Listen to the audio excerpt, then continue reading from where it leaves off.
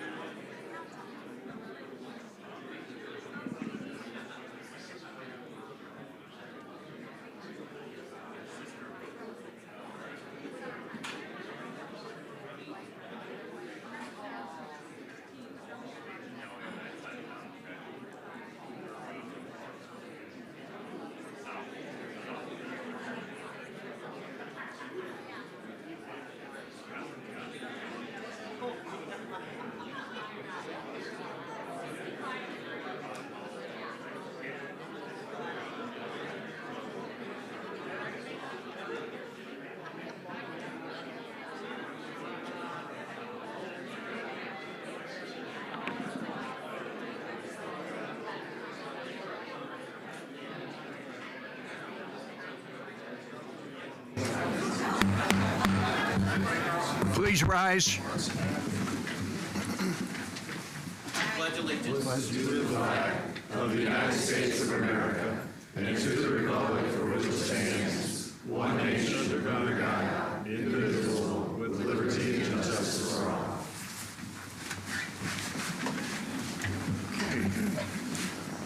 Okay, I want to thank everybody that's here and everybody that's online. Thank you all for being here this evening. We've got a number of things to cover, so let's start with a roll call. Rosenberg. Present. Mylar. Here. Albrecht. Here. Lotz. Here. Carney. Here. Tony. Here. Roach is online. Yep. Todd. Small here. Here. Hudson. Here. Campbell. Here. Parchman. Here. Van Hook. Here. Thank you. You've all received copies of the minutes of our April 15th meeting. Do I have a motion for approval? So moved. Second. We have a motion, we have approval. A second, is there any discussion? Hearing and seeing none, all in favor, say yes by saying aye. Aye. Those opposed, same sign. Minutes approved, thank you. Okay, there is no public hearing tonight, but we do have some presentations. And Chief, would you like to start off with the first that we've got?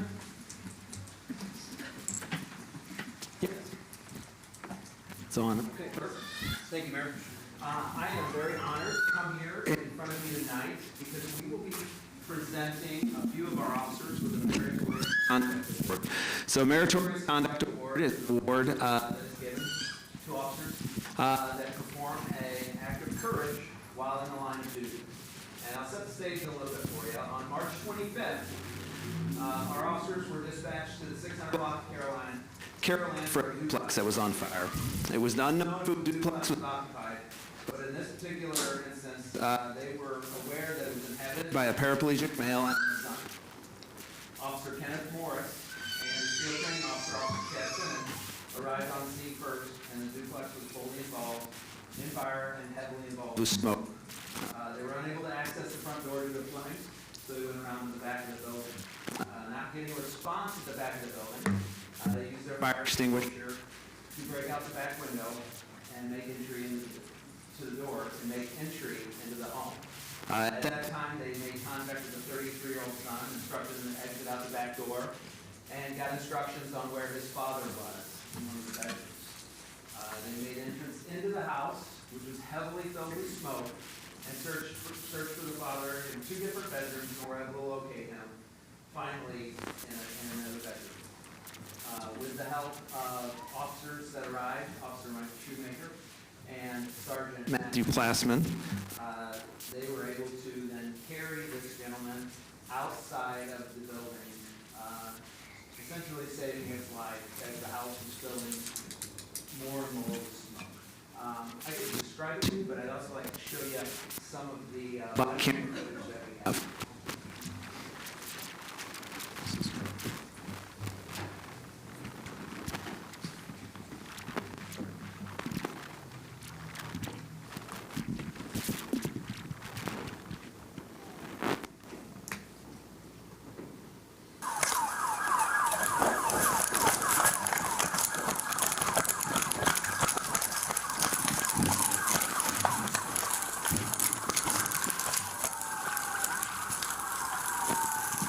Incoming units, there's explosions coming from the garage.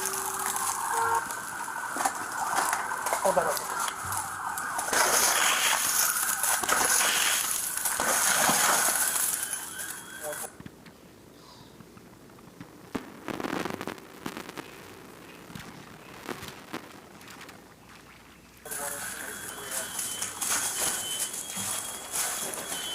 Where are you at? Is that a wheelchair? No. Yeah. Grab him and go. Hold up. Grab him.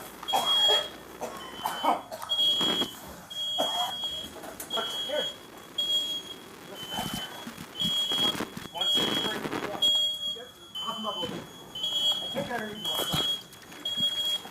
I'm gonna grab one side of him here. Yep. 1, 2, 3, go. Come on back, here's the chair. We gotta get him out the door. Get him on the chair. Go out the door. Open the door, here.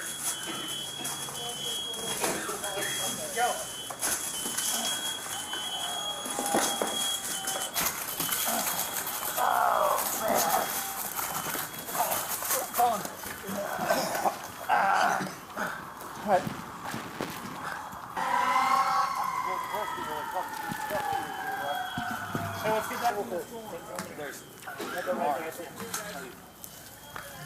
We got him right here.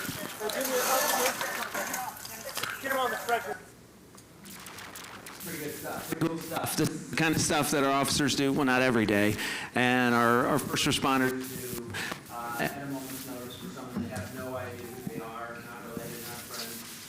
These are complete strangers that they are putting their lives, they're risking their lives for these people, for our community. So if I could have Officer Kenny Morris, Officer Mike Shoemaker, Officer Chad Bennett, and Sergeant Matt Plassman. Matt Plassman is the, come on. here, guys. Sergeant Plassman is the one that put them in. the award.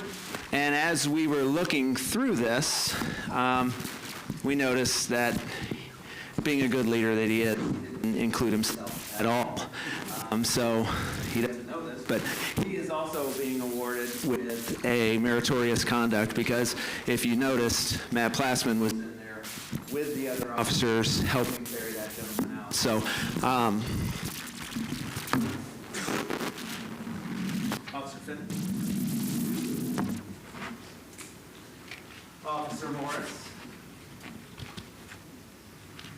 Officer Shoemaker. I don't think he's cheating because he used to be a firefighter. So.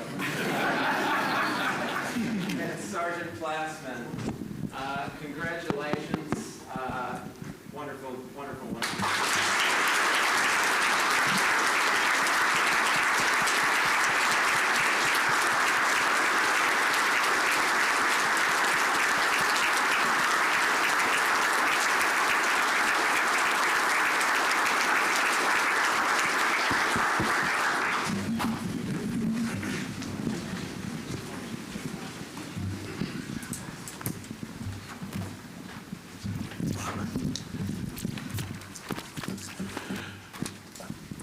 I think that just expresses a little bit about the people that we've got in our public safety team. And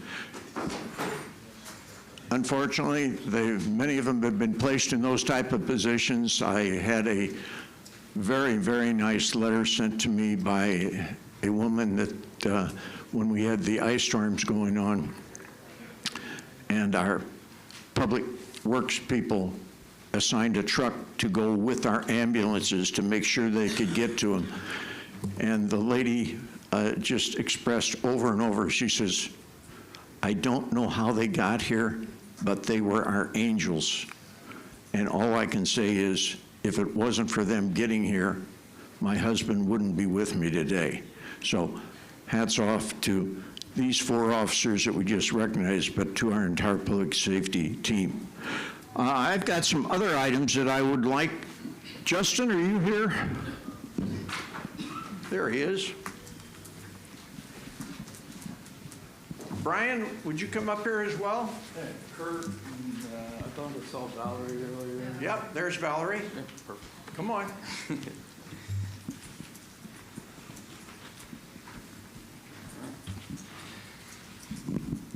So, as some of you may or may not know, May is National History Month. And we as a city have the honor to have the Historic Preservation Commission that helps protect and save historic buildings throughout this community and do a great job of providing information. And you should be able to see a lot of Facebook posts coming out celebrating History Month in O'Fallon. But this is actually a pretty special one. Brian Keller helped put this together as O'Fallon is celebrating some pretty historic milestones this year. So, whereas the National Trust for Historic Preservation established May as National Historic Preservation Month in 1973 to promote historic places for the purpose of instilling national and community pride, promoting heritage, tourism, and showing the social and economic benefits of historic preservation. And whereas local historic preservation is an effective tool for revitalizing neighborhoods, fostering local pride, and maintaining community character while enhancing livability. Whereas historic preservation is relevant for communities across this nation, both urban and rural, and for Americans of all ages and walks of life. Whereas it is important to celebrate the role of history in our lives and contributions made by dedicated individuals helping to preserve the tangible aspects of heritage that has shaped us as people. And whereas people saving places is a theme for this year's National Preservation Month, celebrating the place savers who are members of the O'Fallon Historic Preservation Commission and the O'Fallon Historical Society. And whereas the city of O'Fallon celebrates its 170th year of its founding date of May 13th, 1854, and its 150th year of its incorporation into a village on January 27th, 1874. And whereas the Historic Preservation Commission and the City Council have helped preserve 31 local historic landmarks and 1 property on the National Register of Historic Places. This is from Herb Roach, but he now proclaims, along with the City Council, that the month of May be known as the National Preservation Month in the City of O'Fallon, and May 13th, 2024, as the City of O'Fallon Day. So congratulations, guys. And thanks for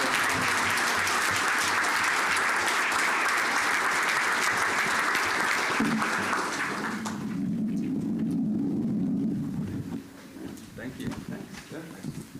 And I just want to say, these are some of the people who serve on the various commissions and committees that we have that volunteer their time so that the community has these type of programs, and we preserve a lot of the things from our past. And I've got a little reading that was read at the 100th anniversary that I will read later, but yeah, we will be celebrating O'Fallon's 170th birthday on the 13th, which is 1 week away. 1 week away. Thank you.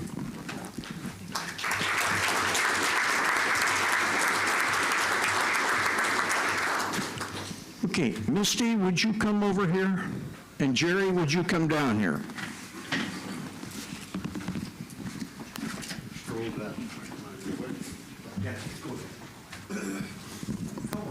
Yeah, our clerk's office is an office that a lot of people don't have any interface with, but it is so very important in many things. If you have any business licenses, liquor licenses, if you're looking for spots at the cemetery, if you're looking for records that are maintained by the city, these people are responsible for doing this and doing it on a very good job. So I have a proclamation. Whereas the office of the municipal clerk, a time-honored and vital part of local governments, exists throughout the world, and whereas the office of municipal clerk is the oldest among public servants, and whereas the office of municipal clerk provides a professional link between the citizens, the local government bodies, agencies, and other governments at other levels, and whereas the municipal clerk have pledged to be very mindful of their neutrality and impartiality,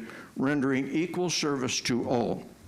Whereas the municipal clerk serves the information center on functions for local government and communities around the state and around the country.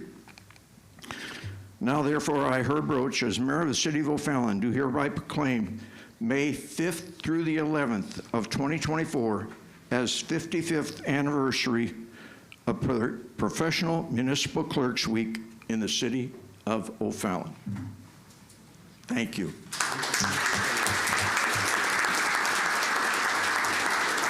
There's one thing everyone needs to know. She does all the work on a daily basis. She does all the heavy work. I do a few light loads in the morning, and that's about it. But and it costs her a little bit more work, yeah. But she's going to be a master certified city clerk, is that right? Which is top of the level. So she does an outstanding job, and I depend on her every day, every day.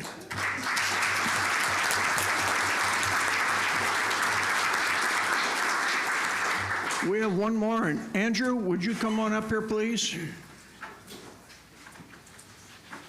Because you and your staff played an important role in this.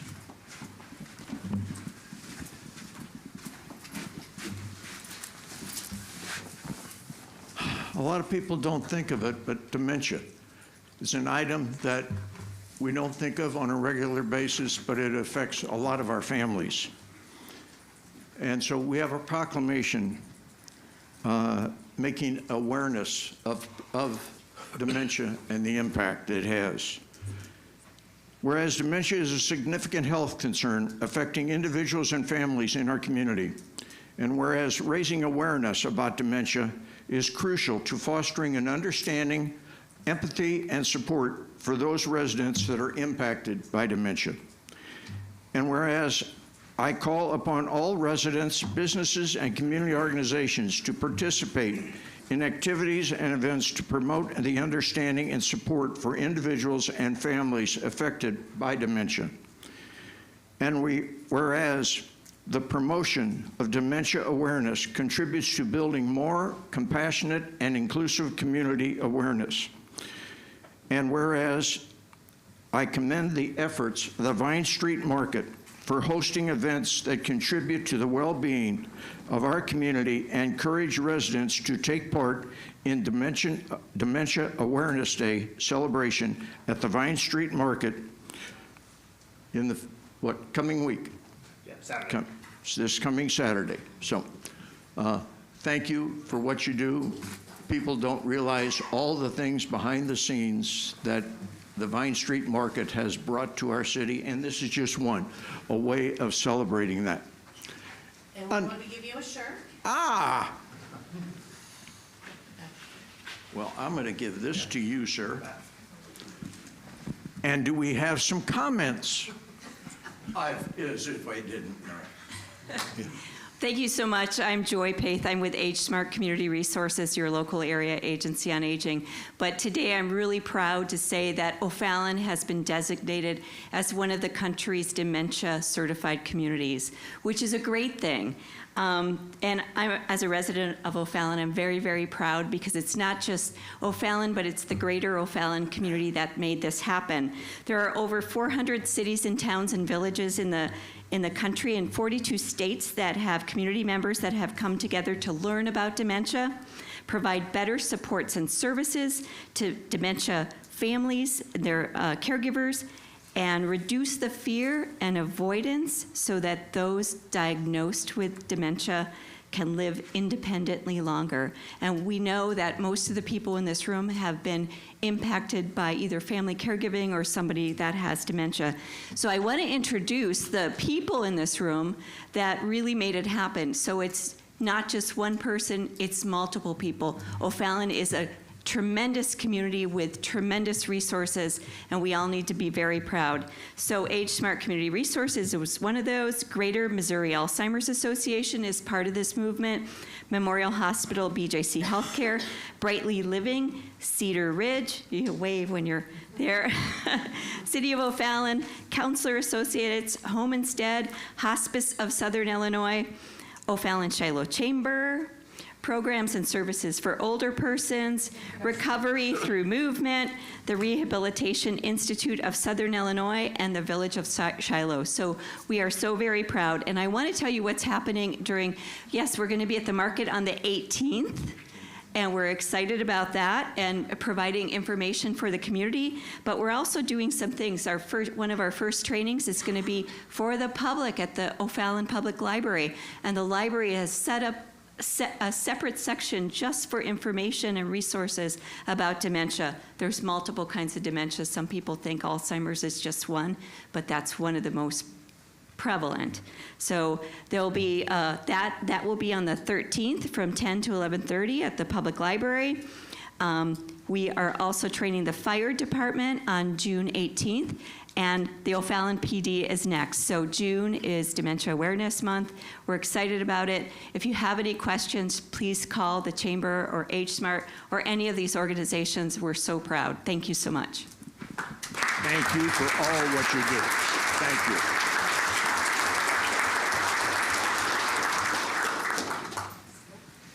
Thank you.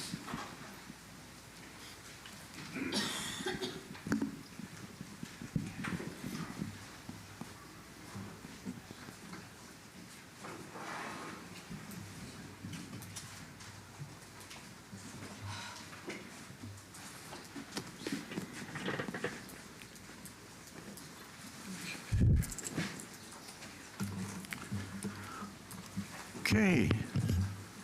Now we'll get down to some other items, and I hope everybody is aware of what we just talked about by dementia, because it does impact many more families than we probably recognize.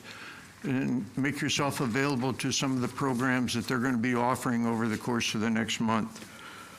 I'm going to start with my report, and I'm going to lead off with, we have a vacancy because of resignation from Ward 5. So I am accepting resumes for anybody who lives in Ward 5 that's interested in serving. And I will be accepting those resumes through the 17th. And at that point, we will do some selections and do interviews with the final people, 3 or 4, and then we'll recommend, hopefully as early as June, to the council for the approval and appointment of a person to serve until the next election, which would be in April of 2025.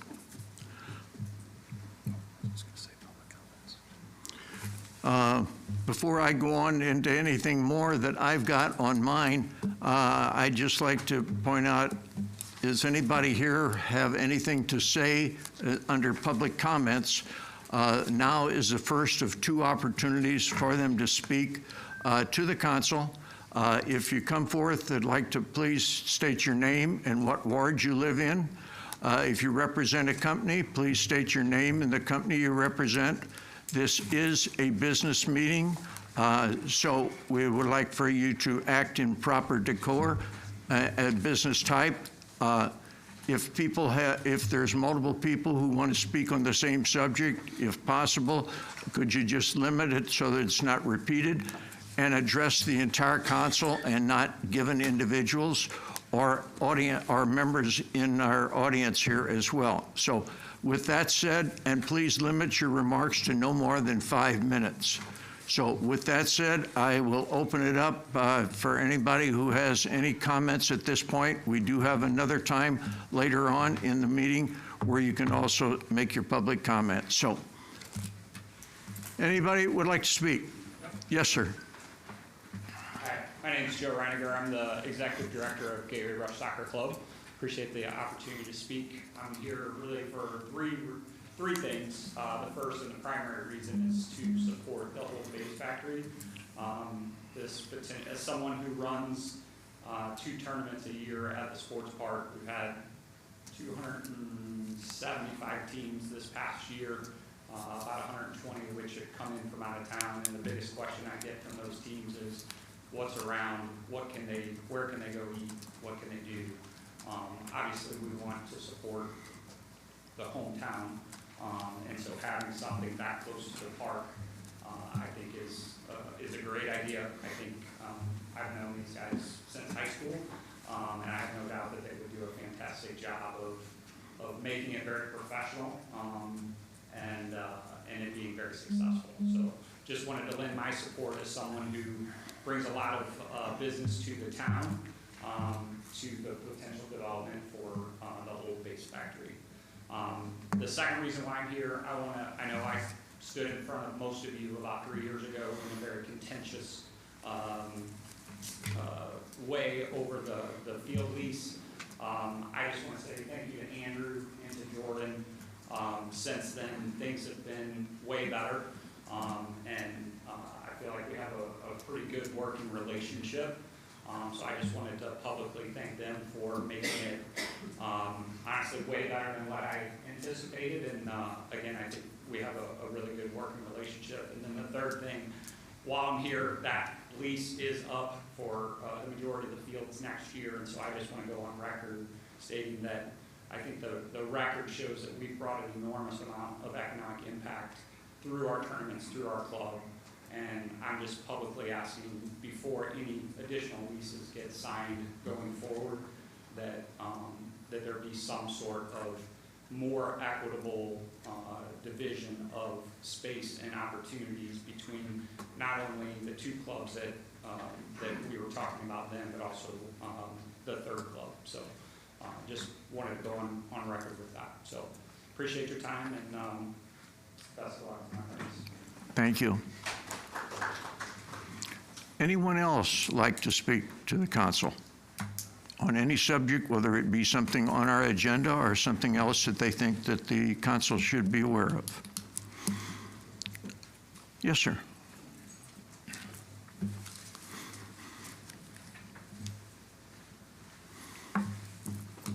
Vern Miller, Ward 3. As you know, we're having a vote on the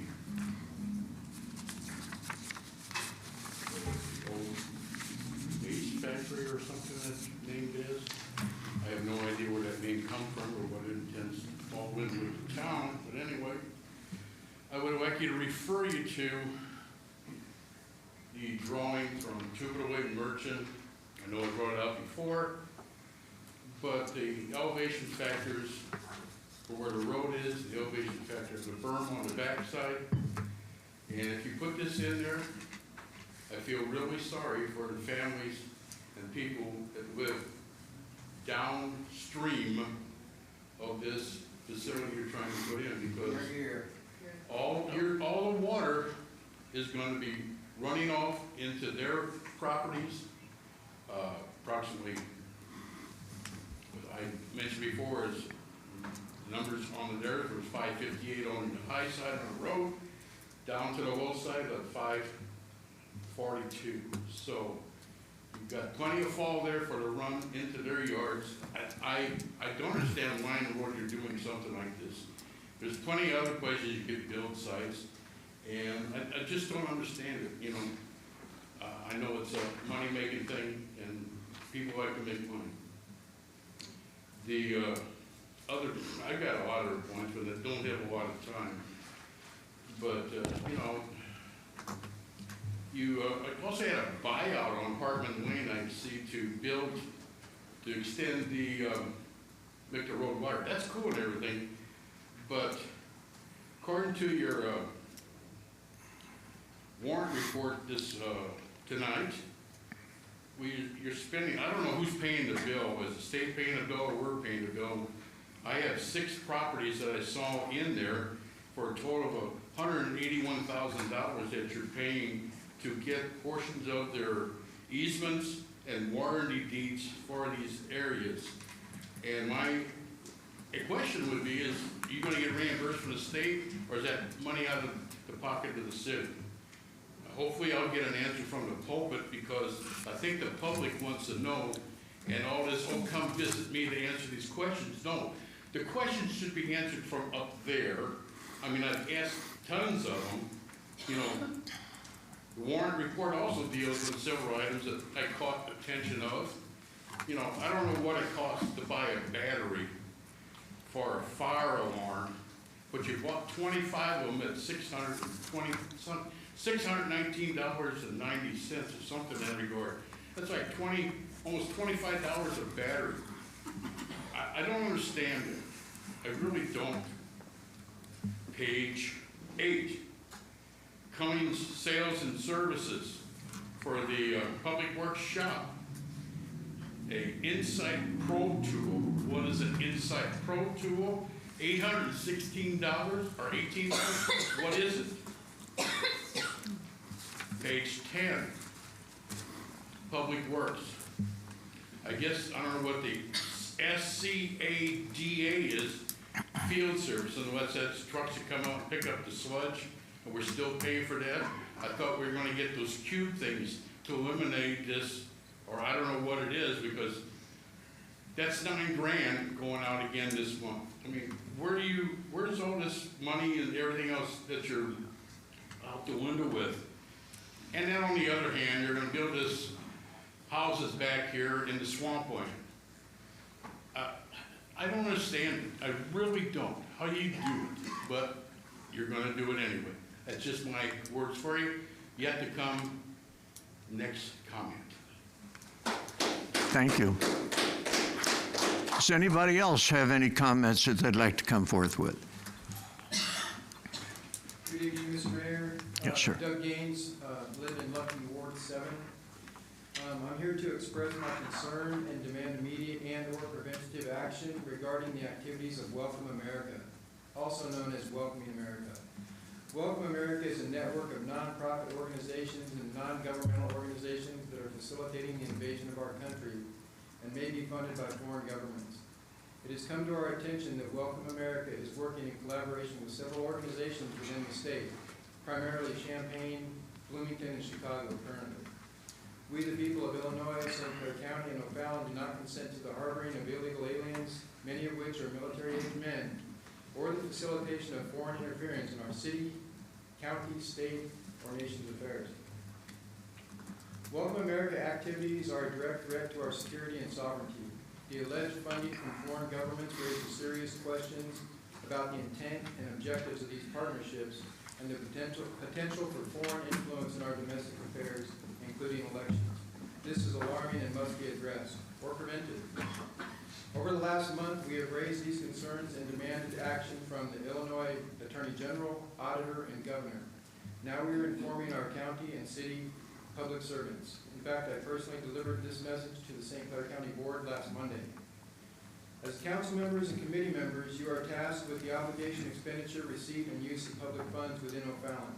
Our state is siphoning money and services from Illinois citizens, taxpayers, and directing them to illegal immigration. Citizens of O'Fallon do not consent to using our taxpayer dollars for this purpose. Not only are the egregious incentives for illegals and misuse of funds, but there are legality and accountability questions as well. We, the people of O'Fallon, request that you use your authority and moral responsibilities to keep Welcome America organizations or welcoming centers out of O'Fallon. We do not consent to one dime of O'Fallon taxpayer money being allocated for illegal aliens. There are currently 11 entities in Illinois in the Welcoming America network. There is a strong push for more certified welcoming cities. To be clear, we, the people of O'Fallon, do not want nor do we consent to O'Fallon becoming a welcoming city. Please let this guide your actions going forward. We will be watching and monitoring the expenditures. I know this guy will. All we ask is that you simply put O'Fallon residents first. As a concerned citizen, I believe that it is our collective responsibility to safeguard our city and county and state and nation from threats, both internal and external. The actions of Welcoming America and its partners represent a clear and present danger to our state, county, and city. I trust you will act decisively to protect O'Fallon taxpayer interests. In summary, billions of Illinois citizen tax dollars are being used to provide services and accommodations to illegal aliens. We, the people of O'Fallon, do not consent to these expenditures. Please stand with We, the people, and against any unauthorized and potentially illegal use of public funds in support of illegals. On behalf of my fellow taxpayers, thank you for your attention to this matter. God bless. Thank you, sir. Anyone else have anything? Yes, sir.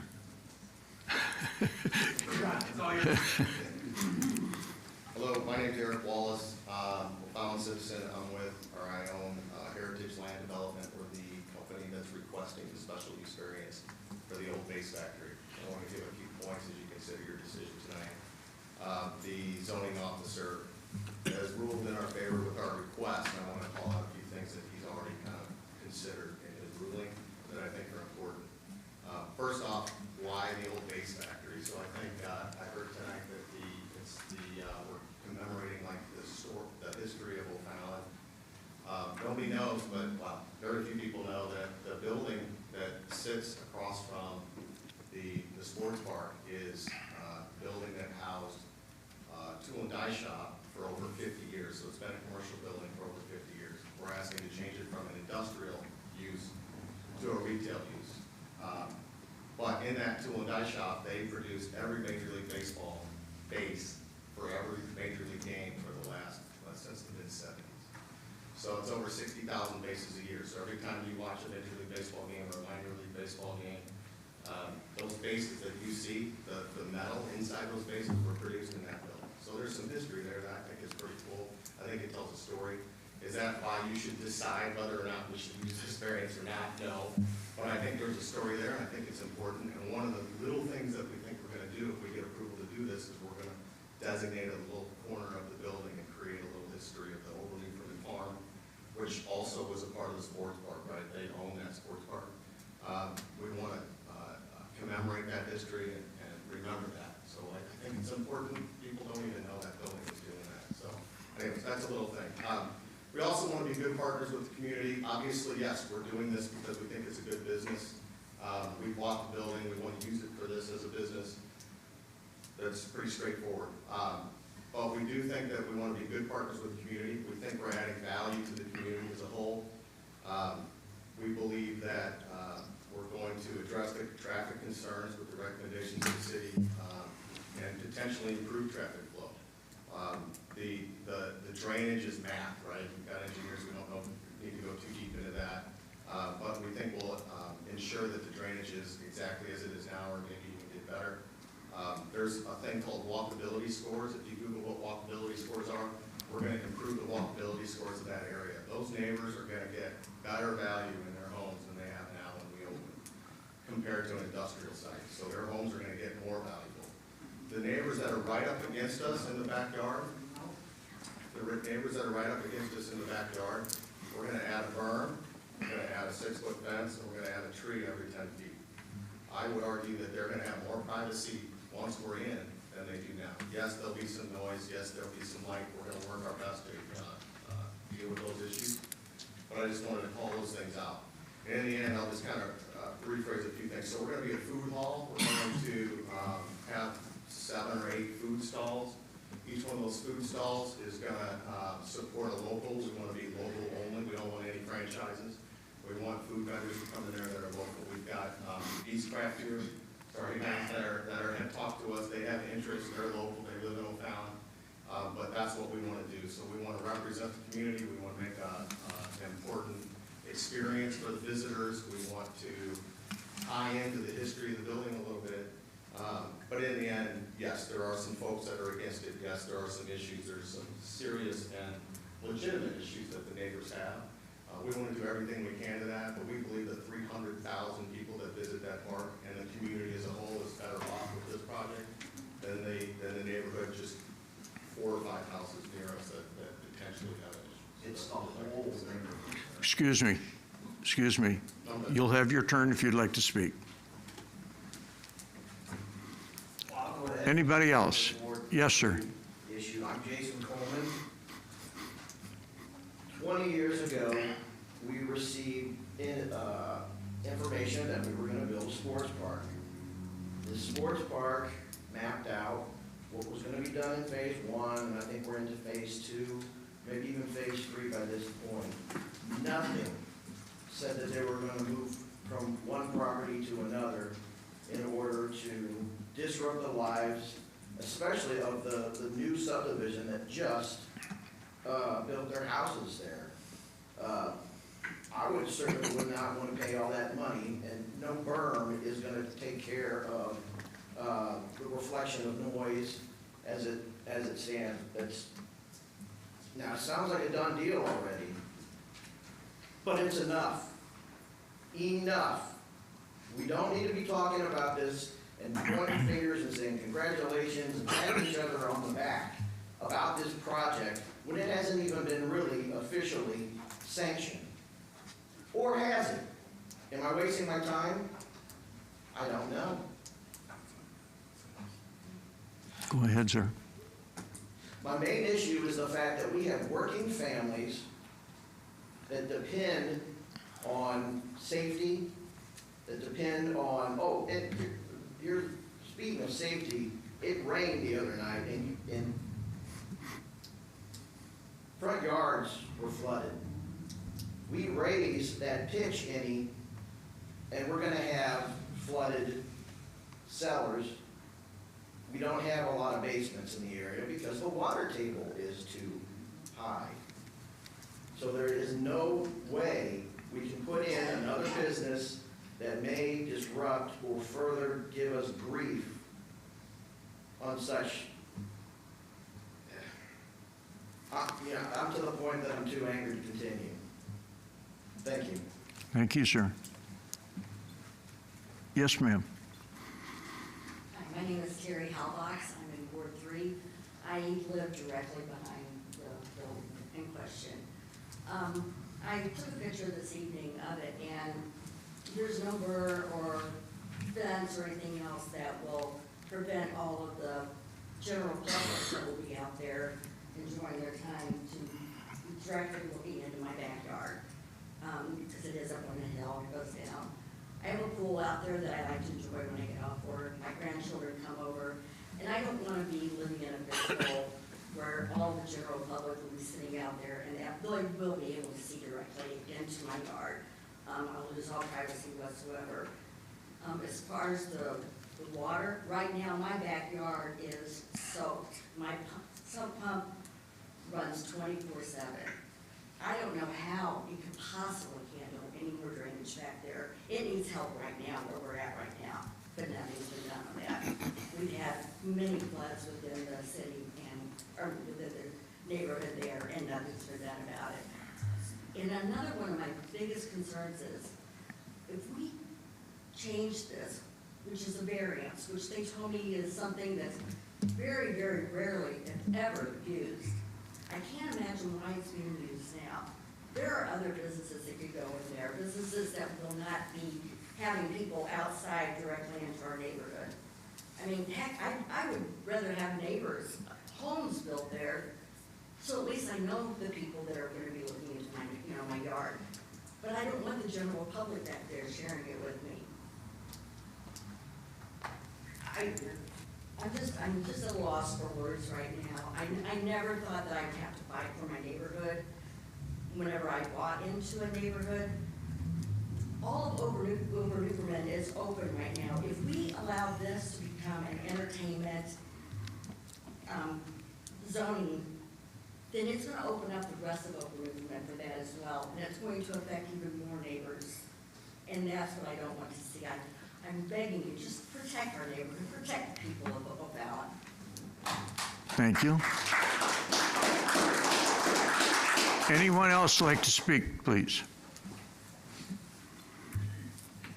Agree with everything you said. I'm Debbie Mueller, Ward 3. Talking about the water coming down that hill, I am right at the bottom of that hill. And just yesterday, with the rain we had, the neighbor's car was out front and the water was up to the middle of their tires. It's gotten better since they put the new houses in, but it still doesn't. And if you put that in, it's gonna get worse and worse. It's just, O'Fallon's always saying they want the community to be included in everything and all this stuff, but I never knew about this restaurant going in until a neighbor up the street mentioned it. I never got a letter. I don't know how you picked and choose who got letters, but I didn't. And I am right at the end of Stephen D. Drive. I have a clear view of where the restaurant's going. So I'd like to know why every single house in that neighborhood should have got a letter saying that this is, they're thinking of doing this. And it will not increase the property values, it will decrease it. Who wants to live next to a restaurant? It's just, and this meeting, I didn't know about this meeting until the neighbor told me about it.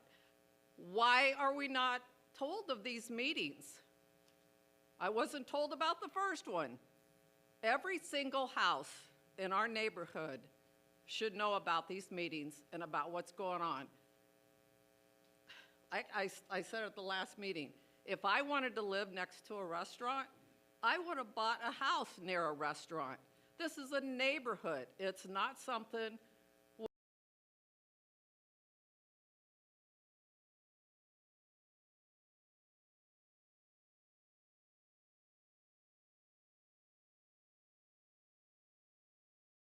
going, it's going to be chaos. And who wants to look at a big old parking lot? This is our neighborhood. If you guys want to put a restaurant in, put it in your neighborhood.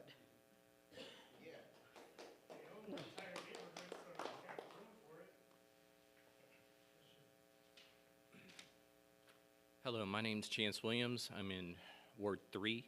I also live in that neighborhood in Parkview. I live on Montebello. I have a straight view looking at the property. I do respectfully disagree with several of my neighbors here. They obviously have very legitimate concerns. I do respect that. However, I actually think it'd be a really good idea. Me personally, I wouldn't mind living close to a restaurant, especially when it sounds like an interesting concept. I like the idea of a walkable community.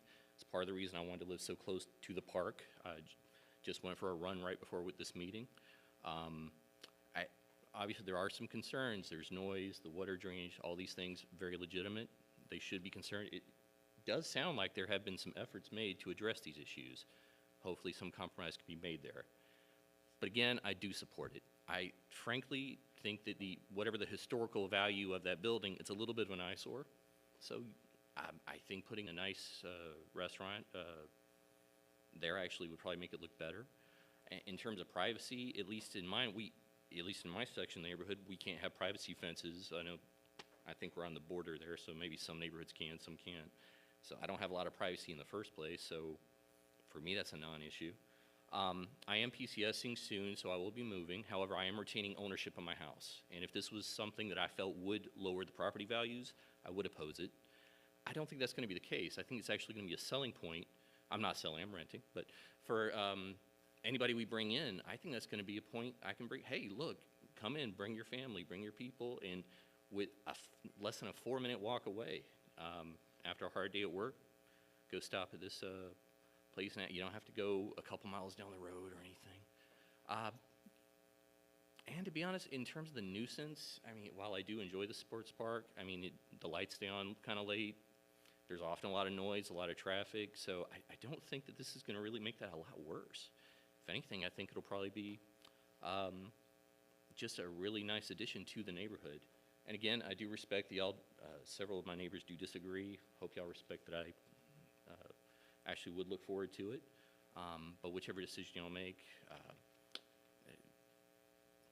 I just hope it does help improve our community. That's all. Thank you.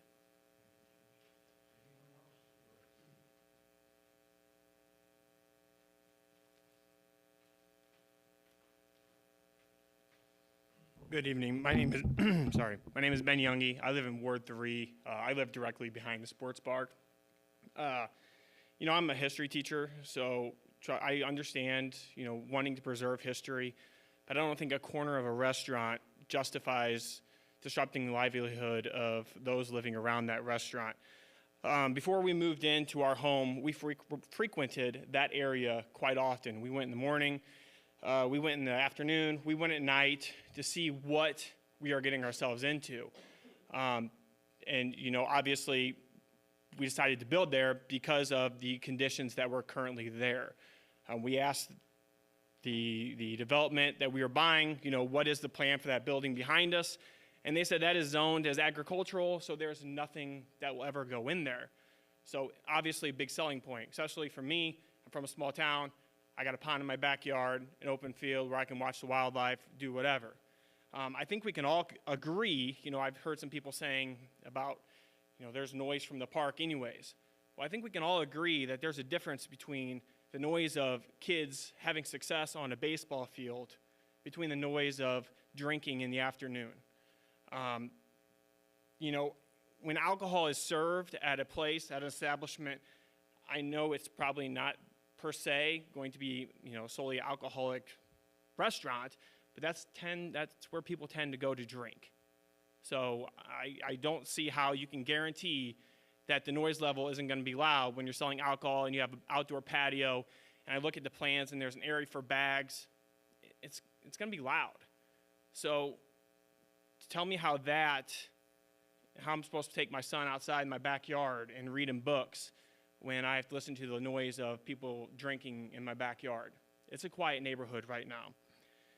I think instead of worrying about the 300,000 visitors that the park gets each year, I think we should worry about the people who are directly affected, like the houses who are immediately border it with small children.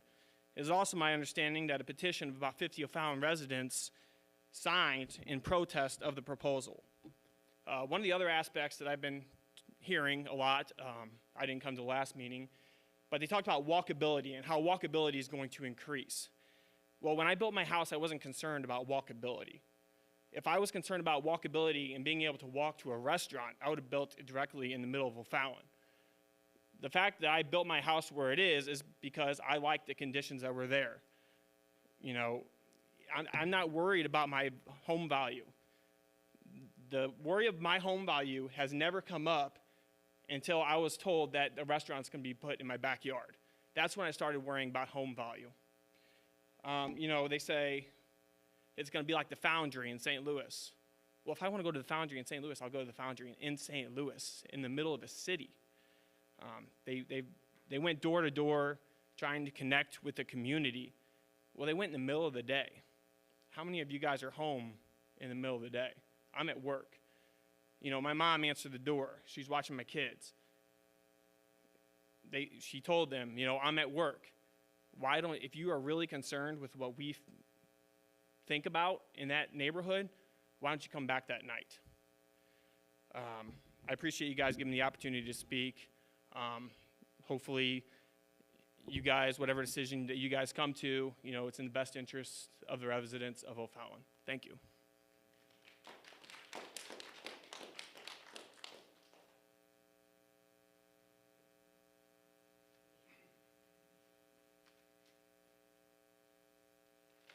Good evening.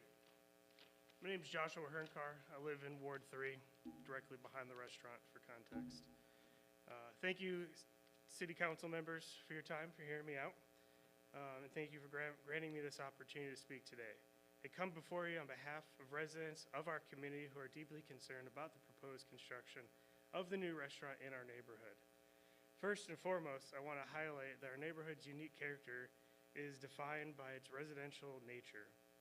The peaceful and home-centered environment that we cultivated and something that we cherish deeply. Introducing commercial enterprises such as the restaurant threatens to erode the character, transforming our tranquil streets into busier, noisier, and less secure environments. Furthermore, it is important to consider that the walkability score is a metric often used to justify such developments. It does not apply to our area. An independent study conducted by Pew Research in August of 23 showed that over 57% of Americans don't care about walkability score. They want larger homes, more spaced out. Our streets and our infrastructures are not designed to support increased pedestrian traffic, nor the additional vehicular traffic that these typical, pardon my language, nor additional vehicle traffic that typically accompanies a dining establishment. The lack of suitability raises concerns about safety and overall usability of our streets for our residents, particularly our children and the elderly. Moreover, allowing this restaurant to be built sets a concerning precedent. It paves the way for other commercial ventures to infiltrate our residential areas, fundamentally altering the landscape and atmosphere that we currently know as a neighborhood today. Today it may be a restaurant, but soon it could lead to more, each chipping away at the residential fabric of our communities. It's not just our communities, right? If you guys allow these businesses to move past Highway 50, past the railroad tracks into the residential areas, it's just going to continue to spread. Soon, there's going to be businesses in your guys' backyards. So I urge you, as representatives, to consider the long-term effects this proposal has on the community, and we appeal to you to preserve the essence of our neighborhood, to keep our communities focused on homes and families rather than commerce. Please help us maintain the integrity of our neighborhood by opposing the construction of this restaurant and any future restaurant developments that may follow. Thank you for your time and consideration.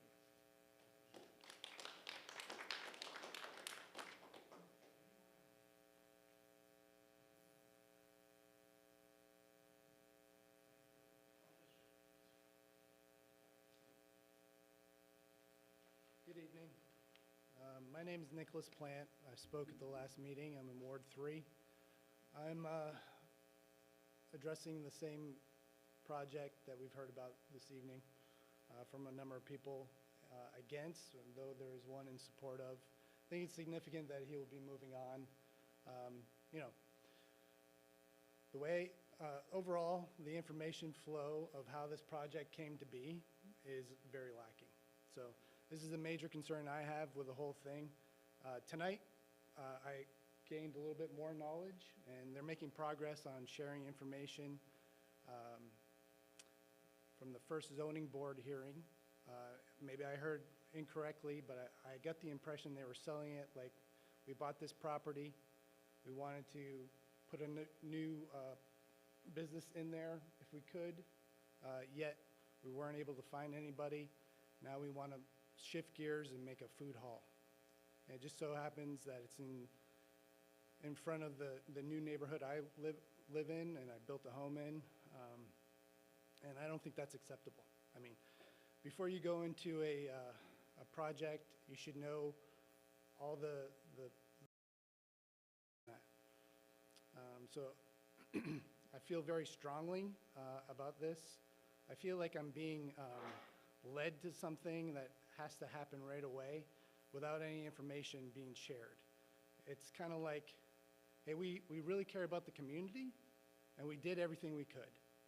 And they walked one day on a weekend to maybe, I don't know, our alderman said she went to 8 homes, maybe they doubled that and went to 16. And that was good to go. I knew nothing about this until I received a letter. I was on the list that got the letter. I thought I was getting a variance for, maybe something wrong with my property. I saw it in USPS, out informed mail coming to your box. I called up the city hall and I said, what's this all about? It's very very secretive. And so every meeting we walk the community, we did our part. Like, they're patting themselves on the back like they shared information. The information flow is not very good. So I feel like other people have said if they wanted to share information, they could have got with our alderman. Our alderman could have been proactive, engaging with them, giving them ideas to engage the community. A town hall setting where, hey, I think there's one coming up on the 30th. This is after the fact. I don't think, maybe we learned something from this whole thing. But it's very easy. Like, if you want to hear concerns, you have to have the courage to listen to the concerns. And it's great. The city is giving us information. There's ordinances. There's the zoning officer made recommendations. We heard a little bit tonight on how they're going to address it as the owners. But to be enjoined with the community, it would be nice to hear what they're going to do. Hey, even before you bought the property or had the idea to do this, then I could say, well, we've done everything that could be done. We've engaged the community. We heard their concerns. This is how we're going to fix those. Now it's just like, hey, we want people from St. Louis to come in, and we got 300 people in here for soccer. They're the most important thing. The criteria for me buying my home is not walkability. I learned through this process, through various aldermen here, that there's a 2040 plan. I believe it's 2040 or 2050. Includes the city, 15-minute city. Well, I would say number one criteria if you're going to do something like that is the concerns of the people that live around it. Probably it's going to be, hey, we have this idea. What are people wanting? We're going to bring that there so people come around it. It's not have people there used to a way of living and then putting something there because, they just want to make money, or they want to tell their friends, hey, now we have a hangout spot. If you go to soccer, game, you can come out and hang out and have a beer with me. That's what it feels like to me. If it's not like that, I want to see the proof. I'm here actually asking for the council to consider if a motion's brought up tonight, that it's seconded, that we can send it back to the committee, and we can work out some of these details. I would love a briefing from the owners. They're the ones that have the idea. And maybe it is a great idea. We can have buy-in of the people. We're doing it piecemeal. We're like, we have the idea. If you don't like it, it's coming anyway. That's how it feels. Thank you very much.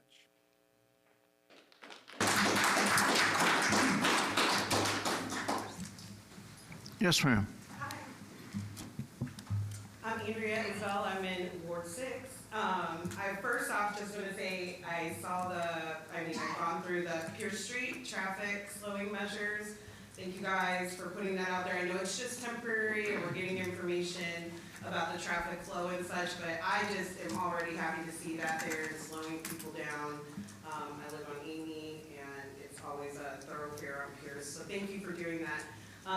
Hearing everyone talk about the new project coming up, I realized in Ward 6, like, we were dealing with the grocery store coming in, and because of that, we voiced our concerns. I feel like they're being heard in a way that, okay, we're putting out this traffic survey, things like that. I know my neighborhood wants more things to be done, but I just want to point out that they are hearing us and working on the traffic and things like that, so maybe those same things can be done for the drainage and concerns over by the sports park, because I do think this food hall concept is wonderful. It's great for us to bring in something new and different, especially since the other one that opened is closing. I also love that this gives small businesses an opportunity to build. I love what Vine Street Market does for small businesses. People can pivot off of that and maybe grow into a space like this. So I think it's wonderful for us to get some more mom and pop shops, restaurants and things like that around here. I think it would be a great experience.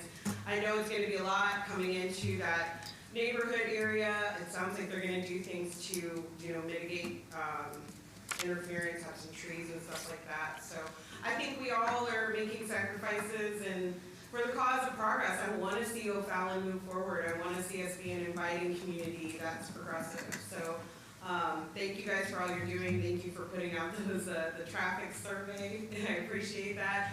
And hopefully we'll see some things grow from there for Ward 6. And looking forward for any other new things we can bring to this community. So thank you guys. Thank you. Anyone else have any comments? Okay, seeing and hearing none, I'm going to move on into seeing if our city clerk has anything. No report tonight, Mayor. Thank you. Okay. I would like to remind everybody that Memorial Day is coming up, and we have two ceremonies on Memorial Day. The first one is put on by our VFW at the City Cemetery at 8:30. It's a very nice, usually the high school participates with their musical units out there, as well as the honor guard from the VFW and others. So that's a very nice ceremony that's put on. And then at 11:30, there is another ceremony that is put on by the Monument Committee at the Veterans Monument. Again, very nice. They usually bring in some select speakers as well. And a couple of, some of the school choirs usually participate as well in that program. So I just want to remind you of those. A little thing that I just want to remind, we've talked about the rain and everything. If you happen to have a drain near you, please make sure it's cleared off. A lot of times, if you have an outside grass cutting unit, they don't care and they just put it out in the street, and it ends up clogging up the drains a lot of times, and that causes some additional flooding on some streets. So I know we've got two on our street, between myself and a couple of other neighbors, that we do that checking as well. This coming Monday is the 170th birthday for O'Fallon on May 13th. I had a little bit of a toast that was written back at the 100th anniversary. by Mr. William Willard. And if you don't mind, I'm just going to read it. It somewhat chimes in to what we've said here. The charm of O'Fallon keeps calling me home. It calls to me sweetly wherever I roam, on highways and byways and out on the sea. The charm of O'Fallon keeps calling to me. You're only a town with an old Irish name. You have your faults, and you're great just the same. These kind of hearts and true friends I meet every day. That's why I miss you when I'm away. Just 100 years have now come and gone since you, a village, were cradled and born. The charm of O'Fallon, with each passing year, gives growth for more precious and ever more dear. So that was written by William Willard and read at the 100th centennial on February 13th of 1954. One other thing that I do want to mention, many of you here and many online, a happy Mother's Day to all of our mothers. This coming Sunday is Mother's Day, and don't forget your moms. If you have not got your cards or flowers or candies or whatever you're going to do, or reservations, please include those. I know our family's got ours already booked, so we're ready to go as well.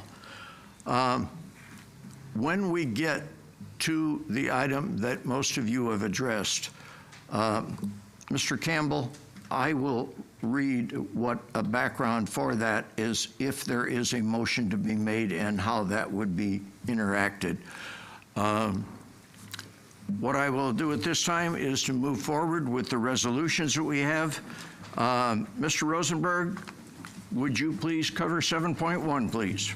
Yes, sir. I'd like to make a motion to approve a resolution authorizing the mayor to execute an agreement with LW Contractors, Inc. for the 4th Street reconstruction project in the amount of $3,804,845.47 based on their unit price bid. Second. We have a motion. We have a second. Is there any discussion? Hearing and seeing none, roll call. Van Hook. Yes. Parchman. Yes. Campbell. Yes. Hudson. Yes. Smallhair. Yes. Roach. Yes. Phony. Yes. Carney. Yes. Lotz. Yes. Albrecht. Yes. Mallard. Yes. Rosenberg. Affirmative. Okay, thank you.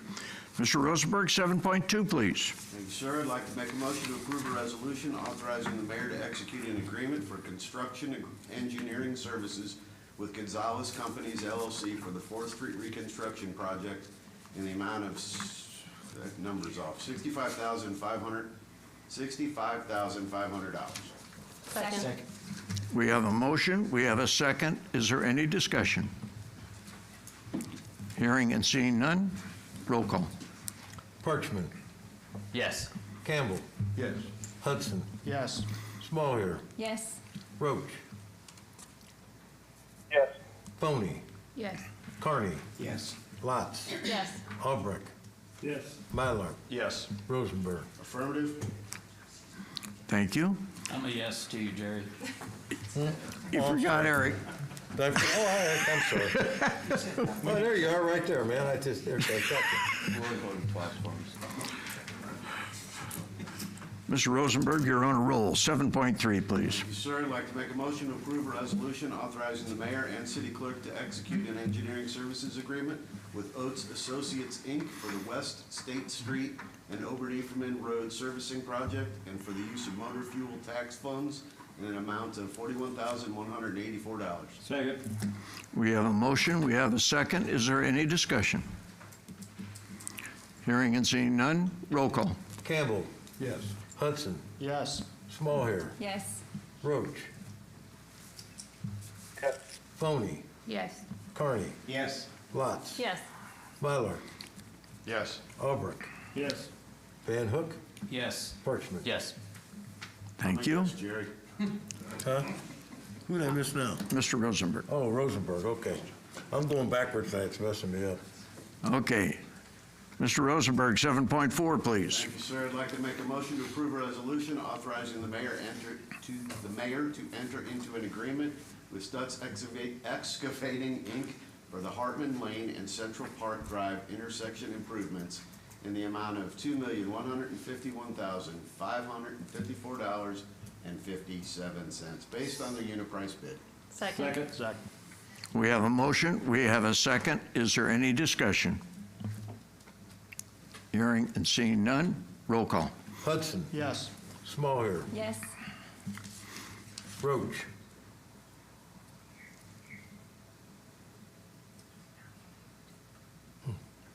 Phony. Yes. Carney. Yes. Lutz. Yes. Albrecht. Yes. Mylard. Yes. Rosenberg. Affirmative. Van Hook. Yes. Parchman. Yes. Campbell. Yes. Thank you. We'll move to ordinances for first reading. Mr. Campbell, 8.1, please. Make a motion to consider on first reading an ordinance amending ordinance 623 zoning for the development known as O to Be Kids located at 811 West Highway 50. Second. We have a motion, we have a second. Is there any discussion? Hearing and seeing none, roll call. Hudson. Yes. Smallhair. Yes. Roach. Yes. Phony. Yes. Carney. Yes. Lutz. Yes. Albrecht. Yes. Mylard. Yes. Rosenberg. Affirmative. Van Hook. Yes. Parchman. Yes. Campbell. Yes. Okay. Mr. Campbell, 8.2, please. I move to consider on first reading an ordinance amending ordinance 623 zoning for the development known as Autumn Pine Phase 2 located at 1619 West Highway 50. Second. We have a motion, we have a second. Is there any discussion? Hearing and seeing none, roll call. Rosenberg. Affirmative. Mylard. Yes. Albrecht. Yes. Lutz. Yes. Carney. Yes. Phony. Yes. Roach. Yes. Smallhair. Yes. Hudson. Yes. Campbell. Yes. Parchman. Yes. Van Hook. Yes. Okay, thank you. With that being said, I will open the floor up again, that if anybody else has any comments that they would like to make to the council before we ask for reports and going into. Yes, ma'am. Hi, Jennifer Plant, Ward 3. I do want to reiterate again the importance and the value of the people that live in the neighborhood of Parkview, where the old base factory is going to be built. I just want you to consider, maybe close your eyes and think about your own homes as being your personal space for your family and individual, and having something impede on that personal space. So when you make the decision, I think just consider that, and also consider maybe, why does this have to be rushed? Maybe we could, more communication is key. Maybe more communication and support and conversation could be something to consider in the future with parties, with the help of the alderman and maybe with the Wallaces. Talking with our community a little bit more about the plans. Because we haven't seen a plan of action, and I don't think it's thoroughly thought out yet. And there's a lot of factors involved. Thank you. Anyone else have any comments? Yes, sir. Ron Zell's Ward 6. I really wasn't going to comment about the old base factory, but I'll just say this. Deja vu all over again. Fire 1 year ago. Now this. Listen to the neighborhood. I feel sorry for you folks in Ward 3, but I will trade you a Meyer Superstore for what we're getting in Ward 6. The real reason I was going to come up here and speak tonight was on the 20th of February. I asked a question about why the need for a continuation to keep the executive minutes closed from 16 October 2017. At that council meeting, I heard, and I went back and re-listened to the council meeting, that I would get a response about why. On the 17th of April, I sent an email to everybody reminding the powers that be that I still didn't get an answer to that question yet. Still haven't got a response. So about a week after that email, I had to submit a FOIA to get a part of what I was hoping would be in those executive session minutes. And I want to thank, and I will mention name, Misty McDonald for getting, very fast response to respond to my FOIA. So my question is still out there, still hasn't gotten answered. I thank a couple of the aldermen who did respond to my email and they asked whether or not I needed their help in getting a response. And I said, no, I'll get a response. I need your help in getting a response. Thanks. Thank you, sir. Anyone else? Yes, sir.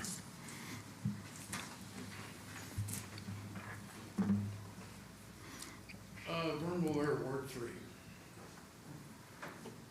Let's see. The question I have in regard is, how's this vote going to shake out? You know, we don't know. Is this going to be like a regular city council where you do this or not? That was my question. I was thinking, how is this vote going to shake you're doing now? But it's not like it is in the other sections where you vote yea, it's just going to be a massive yes or no or what?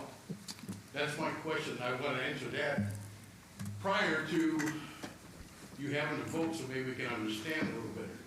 My other point is in regards to the last city council meeting I was at, and I voiced my concern about taxes. And I said in my calculations have that my taxes are going to go up $60. I have no problem with that, I'll pay it. But my problem is, I had a city official come to me after the meeting who was in charge of public works and say to me, well, Vern, your taxes have gone down for the past 7 years. And I said to him, yeah, I know, it's about enough to buy a cheeseburger, order fries, and a large drink. And so I left it at that. So I know it's public record. So in regards to that, I thought to myself, well, Seth, wait a minute. If he's looking at my public records, is he stalking me? You know, hey, here we go. Do I need a police report for that? Next thought is, hey, now is he doing this on his time? Or is he doing it on city time? Looking up this information about me. So that's my question to him, and I hope he can answer me. Thank you. Thank you, sir. Anyone else have any comments or questions? Yes, ma'am.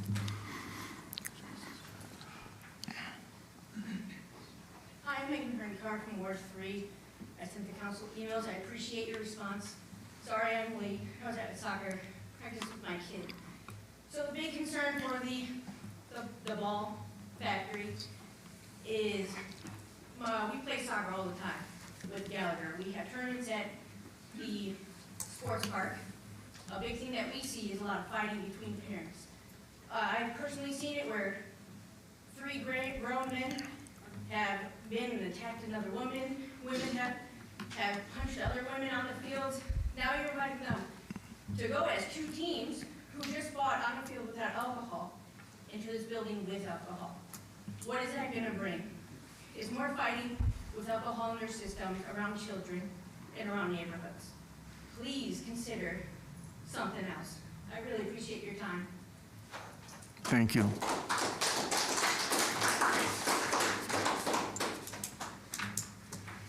Anyone else? Okay. Before we move into reports, I'll just try to respond to some of the questions that were asked. I won't get into probably all of them, but just to let people know, we normally, on any new development, there's a letter that is sent out to every resident within 250 feet of that. Now, excuse me, I know, you could send it out to 250, you could send it out to 150, you could send it out to 500, but you probably then the people 600 would ask that. Just trying to give you an explanation of what the city's policy is, of what we do. We send it out to 250, within 250 feet, okay?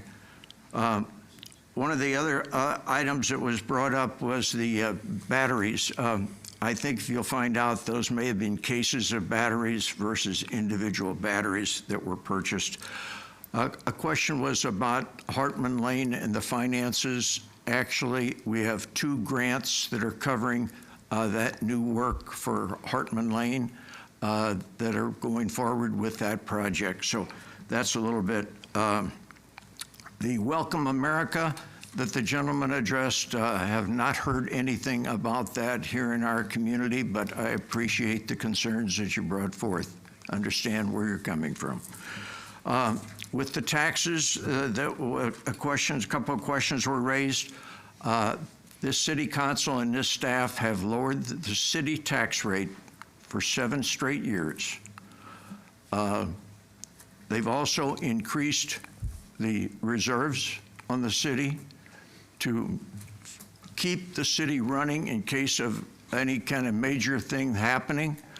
And they've also lowered the city debt over that period of time. So I think they are watching the finances very carefully and very closely to try to do the best that they can with everything along those lines.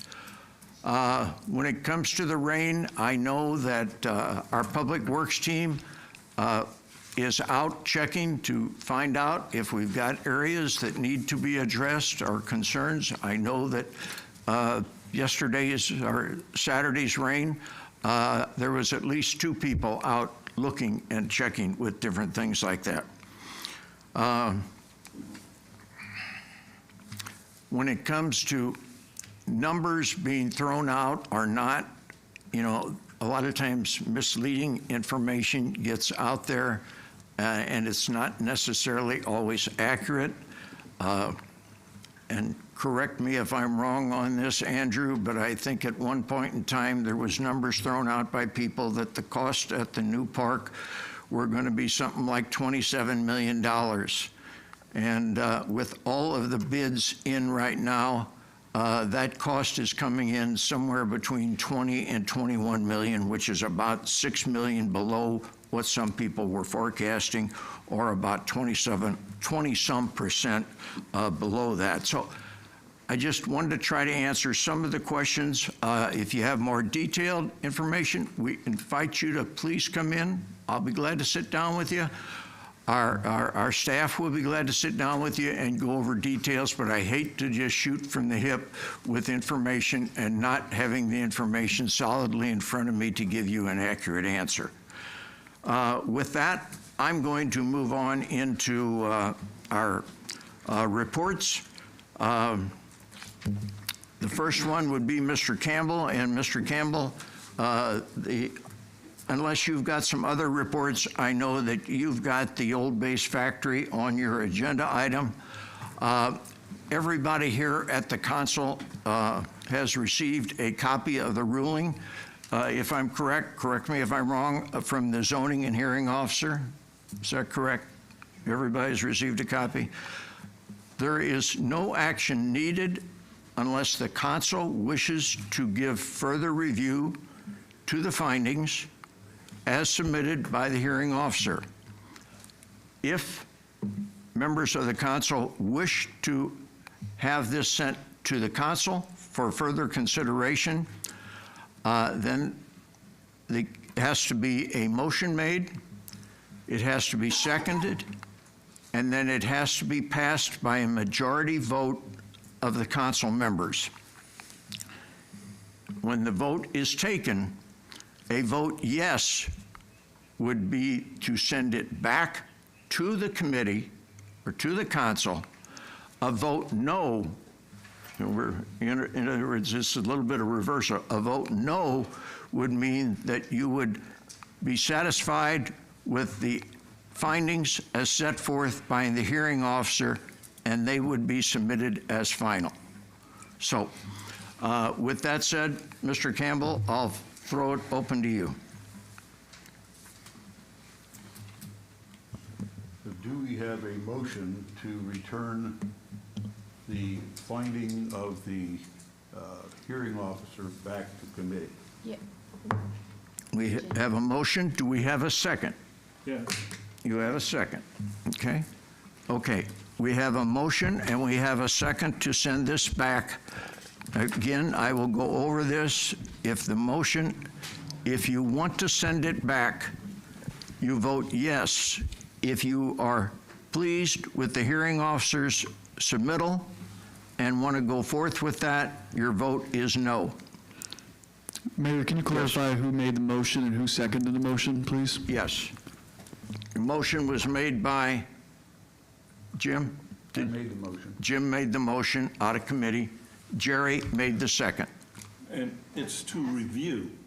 Correct. Yes, it would go back to the committee and council for review. It doesn't mean it would be approved. It goes back for review. Yes, sir, you're correct. Exercising the review. Yes, sir. Mayor, I've Yes. got a quick question. Yes. Based on what the administrative hearing officer ruled, those are the minimum standards that are put in place. The planning committee or this council could increase that if they felt it was necessary. Sure. Okay, so Sure. make sure. And there was a question, too, that came up about why we went through with the hearing officer, and basically it was to follow with the path that had been entered into when that piece of property came forth before the council for an expansion of 10,000 square foot on that. That was done by a hearing officer, and to not get into any kind of spot ordinance, it was continued with that type of format. So, okay, we have a motion, we have a second.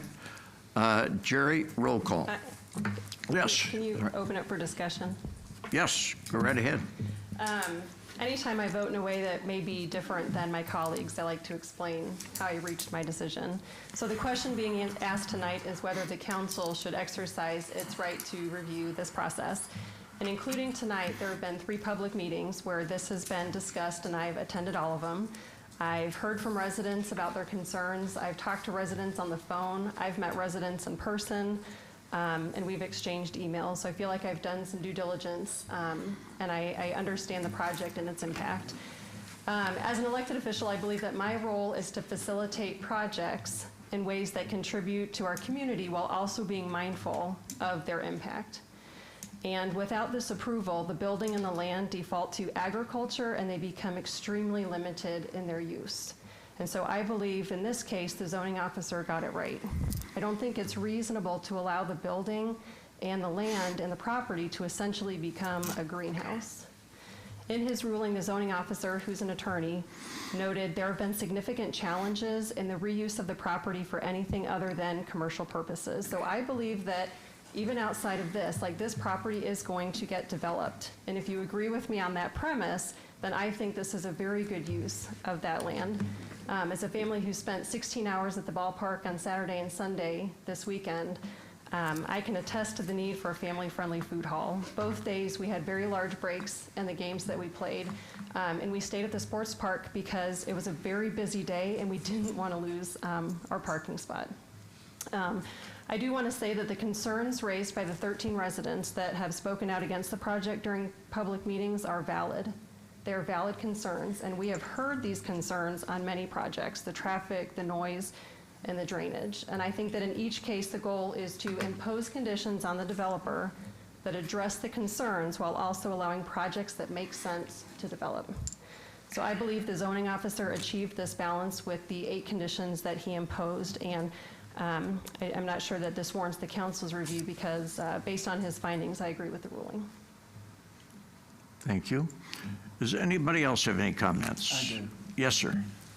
I think this needs to go back because we need to listen to what's being told to us and evaluate everything that's being presented by the developer.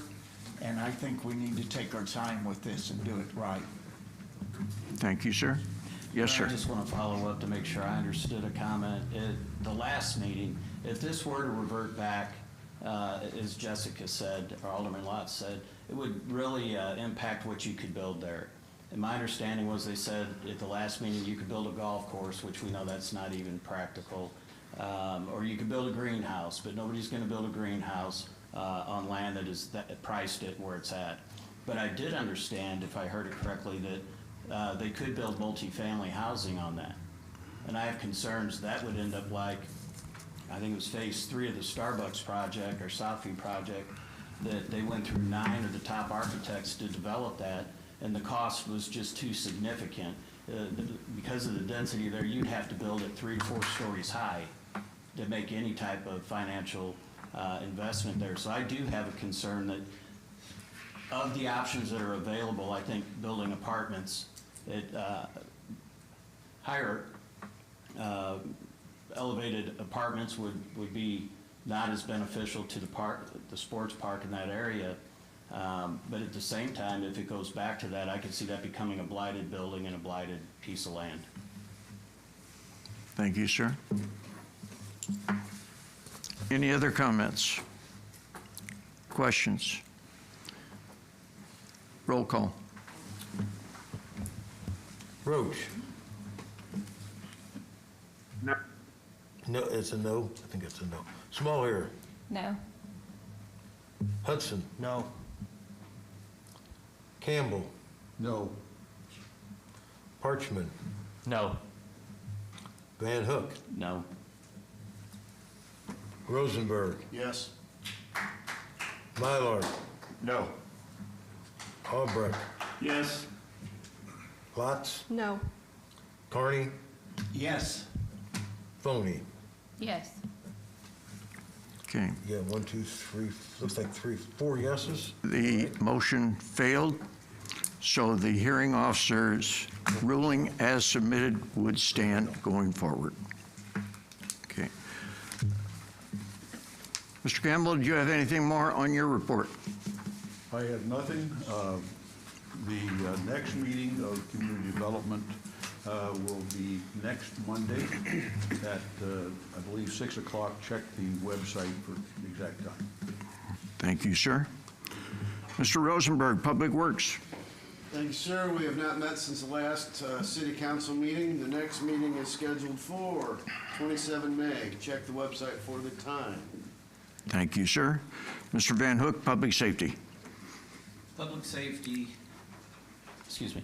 Public safety, we have not met since the last meeting, and we will be meeting next Monday, and please check the website for times. Thank you, sir. Mr. Albrecht, Parks and Environment. Yes, Mr. Mayor, we have not met since the last city council meeting. Our next meeting will be next Monday at 5:30. Thank you. Thank you, sir. Mr. Parchman, Finance and Administration. Thank you, Mr. Mayor. We have not met since our last meeting. Our next meeting will be, I believe it's the 28th, the day after Memorial Day. We do have one item for business, 15.1. I'd like to make a motion to approve warrant number 535 in the amount of $930,625.71. Second. We have a motion, we have a second on the warrant. Is there any discussion?